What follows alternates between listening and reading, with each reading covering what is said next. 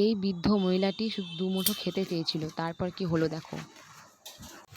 এ হচ্ছে আমাদের বৌদি। আমি এই বৌদির বাড়িতেই ভাড়া থাকি। তো বৌদি খাবার নিয়ে এসেছে ওই বৃদ্ধ মহিলাটিকে দেবে বলে। খাবারে ছিল ভেন্ডি ভাজা, সবজি ডাল আর ফুলকপি আলু মাছের ঝোল। আমি তার আগে বৃদ্ধ মহিলাকে জিজ্ঞাসা করেছিলাম যে তোমার বাড়িতে কে কে আছে। তো বলছে আমার ছেলে আছে, মেয়ে আছে। তো সত্যি সেই ছেলেদেরকে বলি, মেয়েদেরকে বলি, তোমরা কি মাটাকে একটু দেখে রাখতে পারো না? যদি দেখে রাখতে তাহলে এরকম কি হতো? সত্যি এসব দেখলে না চোখে জল আসার মতো। তোমরা এরকম করো না। তোমাদেরকে ছোট থেকে বড় করেছে, আর তোমরা শেষে মাকে দেখছো না। এগুলো কত বড় অন্যায় তোমাদের। ভগবান তোমাদের ক্ষমা করবে না। তো খাবারগুলো সত্যি খুব গরম ছিল, টাইমও লাগবে খেতে। না না এই রান্না হলো, জিজ্ঞাসা করছে আমরা খেয়েছি ঘর কিনা। ঝাড়ছিলাম যে দেরি হলো, খাও তারপরে দিচ্ছি। খেতে লজ্জা পাচ্ছিল, আবার ঠান্ডা হোক বসতেও একটু লজ্জা বসো। পাচ্ছিল।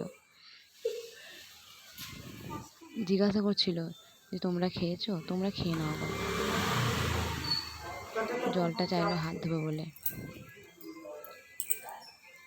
আমরা আছি বলে কিছুতেই খাচ্ছিল না। হাতটা ধোয়ার পরে বসেও কিছুতেই খাচ্ছিল না। তারপর আমরা ওখান থেকে সরে এলাম, যে আমি ভিতর থেকে ভিডিওটা করেছি, এই ভিডিওটা।